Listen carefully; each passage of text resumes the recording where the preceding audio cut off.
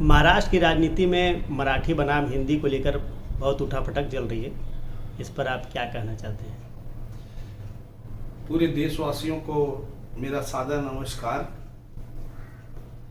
मैं इस मुद्दे पर अपनी बेबाक राय रखना चाहता हूं। मैं पहले ही बोल दे रहा हूं कि मेरी ये राय किसी को दुख पहुंचाने, किसी को आघात पहुंचाने, किसी का अपमान करने के लिए नहीं है। बस मेरा एक सुझाव है। आदरणीय एमएनएस प्रमुख राज ठाकरे जी बहुत बड़े नेता हैं। मैं तो एक छोटा सा पत्रकार हूँ, तो मेरे समझ में जो कुछ भी आया मैं एक सुझाव दे रहा हूँ। कई दशकों तक हमने पत्रकारिता की है, महाराष्ट्र में भी मैंने काम किया है।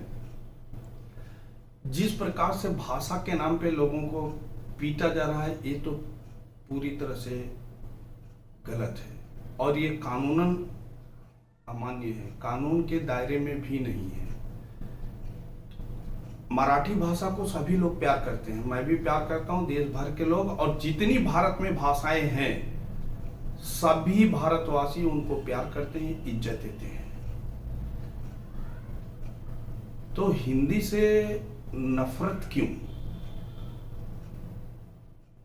अगर आप किसी एक भाषा को लेकर इतना बड़ा मुद्दा बना रहे हैं तो ये गलत है। मैं दो तीन चीजें स्पष्ट करना चाहता हूं। पहली बात ये, आदरणीय राज ठाकरे साहब, अगर आप मराठी भाषा को बढ़ाना चाहते हैं और विकास करना चाहते हैं तो उसमें हर उत्तर भारतीय का सहयोग रहेगा। तो इसके लिए आप क्या करिए, मेरा अपना सुझाव है कि एमएनएस के जितने कार्यालय हैं सभी कार्यालयों में मराठी भाषा सिखाने की फ्री सुविधा उपलब्ध कराइए। आपके स्वयंसेवक, आपके कार्यकर्ता लोगों को गैर मराठी भाषी लोगों को मराठी भाषा सिखाने में मदद करें। दूसरा, आप गैर मराठी भाषी लोगों के लिए एक निबंध प्रतियोगिता, पिक्चर प्रतियोगिता और दूसरी प्रतियोगिताओं का आयोजन करें जिससे लोगों का मनोबल बढ़े। तीसरी बात, महाराष्ट्र लेवल पे नहीं, देश दुनिया लेवल पे आप मराठी के विकास को लेकर बड़े बड़े कार्यक्रम करिए, उसमें सबकी सहभागिता की जाए तो शायद इससे थोड़ा बल मिले। लेकिन मारपीट से माननीय शिवाजी महाराज, बाला साहब ठाकरे और इन सब महान महाराष्ट्र की महान विभूतियों को भी तकलीफ पहुंचता होगा। आप ये हिंदुत्व पर भी एक चोट है क्या? जिनको आप मार रहे हो हिंदू नहीं है क्या?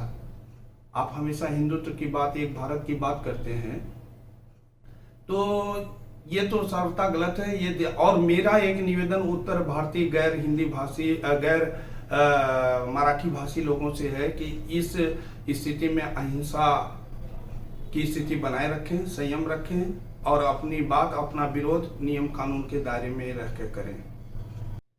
सर ये बताइए, उत्तर प्रदेश में कभी ऐसी घटनाएं हुई हैं किसी को भाषा को लेकर के पीटा गया हो या कुछ हुआ हो ऐसा कुछ?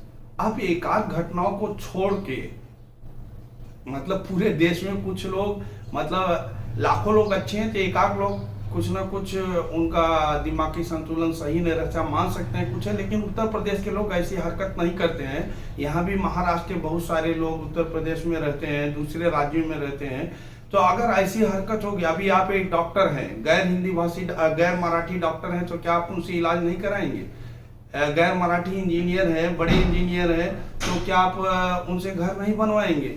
जहां आपकी जरूरत है वहां आप बिना हिंदी के साथ काम चला रहे हैं, जहां जरूरत नहीं है छोटे निरीह कमजोर लोगों पर हमला कर रहे हैं। तो प्लीज ये ना करें, पूरे देश में अच्छी स्थिति बनाएं।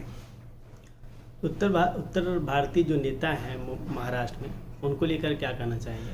उत्तर भारतीय नेताओं का इतिहास तो आप भी, अंकित जी, मुंबई में आप पत्रकारिता कर चुके हैं काफी सालों तक, तो आपको मालूम है उत्तर भारतीय नेता कैसे हैं। जैसे हिंदी मूवी में पुलिस का क्या काम रहता है, जब पूरा हीरो लड़ाई लड़ लेता है तो लास्ट में आते हैं डिशुम डिशुम डिशुम, तो उनका काम वही है। जब ये मामला शांत हो जाएगा तो वो लोग लास्ट में आएंगे, वो फिल्मी पुलिस की तरह अपनी भूमिका निभाने। जब तक इस हमले में घायल लोग ठीक हो जाएंगे तो मिजाज कुर्सी के लिए जाएंगे और चुनाव के दौरान वो दुनिया भर की बातें करते हैं। लेकिन जब ऐसे मेन फ्रंट आते हैं, मेन मामला आते हैं, तो कितने लोग आप देखे होंगे, कितने बड़े नेता जो महाराष्ट्र छोड़ के अपने गांव चले गए होंगे, दूसरे एरिया में चले गए होंगे, दूसरे जगह प्रोग्राम लगा लिए होंगे।